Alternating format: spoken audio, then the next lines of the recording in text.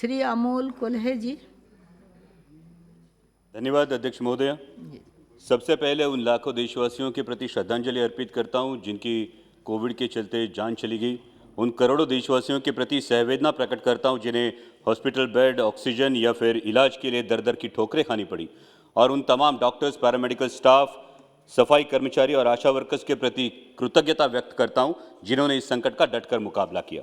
हम सब जानते हैं कि पूरे विश्व के साथ देश पर भी ओमिक्रॉन वेरिएंट का खतरा मंडरा रहा है और इसीलिए राजनीति से परे होकर हमें हमारे कोविड रिस्पांस का तटस्थ परीक्षण करना अत्यावश्यक है। हमने शुरू से ही इसे कोरोना के खिलाफ जंग कहा है और उसी दृष्टिकोण से यह परीक्षण करने का मैं प्रयास करूंगा।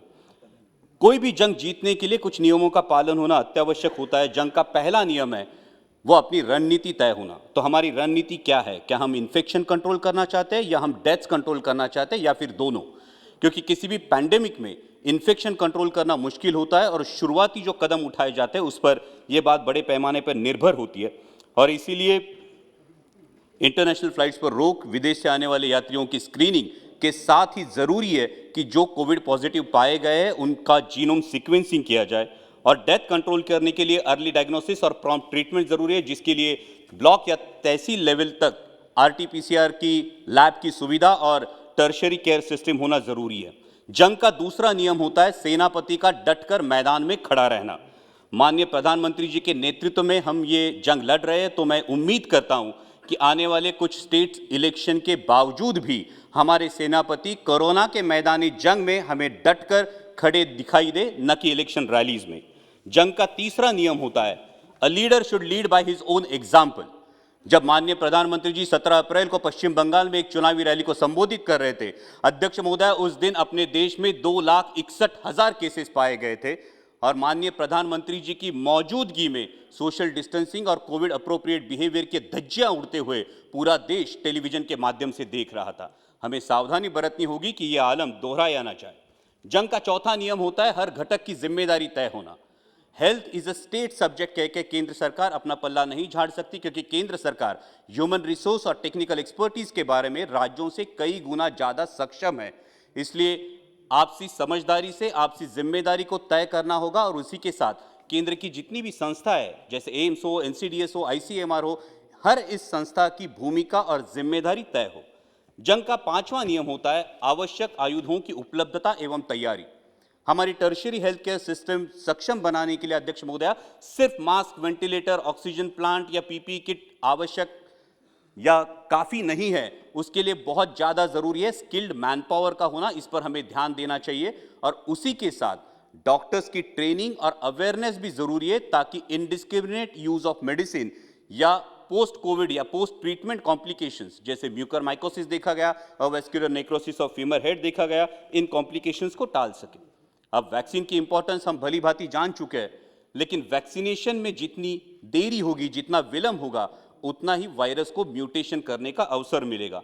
और अध्यक्ष महोदय, ये बात मैं गौरव के साथ बताना चाहता हूं कि कोविशील्ड का उत्पादन करने वाली जो सीरम इंस्टीट्यूट ऑफ इंडिया, ये जो कंपनी है, ये मेरे चुनाव क्षेत्र में और सबसे ज्यादा वैक्सीनेशन का परसेंटेज जहां देखा गया है वो हड़पसर विधानसभा क्षेत्र भी मेरे चुनाव क्षेत्र में। इसके बावजूद हम हमारे जगदम्ब प्रतिष्ठान के माध्यम से गवर्नमेंट की वैक्सीन छोड़कर भी 5 लाख नागरिकों का वैक्सीनेशन CSR की मदद से हमारे चुनाव क्षेत्र में कर रहे हैं। लेकिन मैं आपके माध्यम से मंत्री जी से सवाल पूछना चाहूंगा कि इस वैक्सीनेशन के बारे में कुछ सवाल अभी भी जहन में है। पहला सवाल तो यह है कि सीरम इंस्टीट्यूट ने यह मांग की है कि दुनिया के कई देशों ने बूस्टर डोज रिकमेंड किया है, तो हम इस बारे में बूस्टर डोज के बारे में क्या सोच रहे हैं।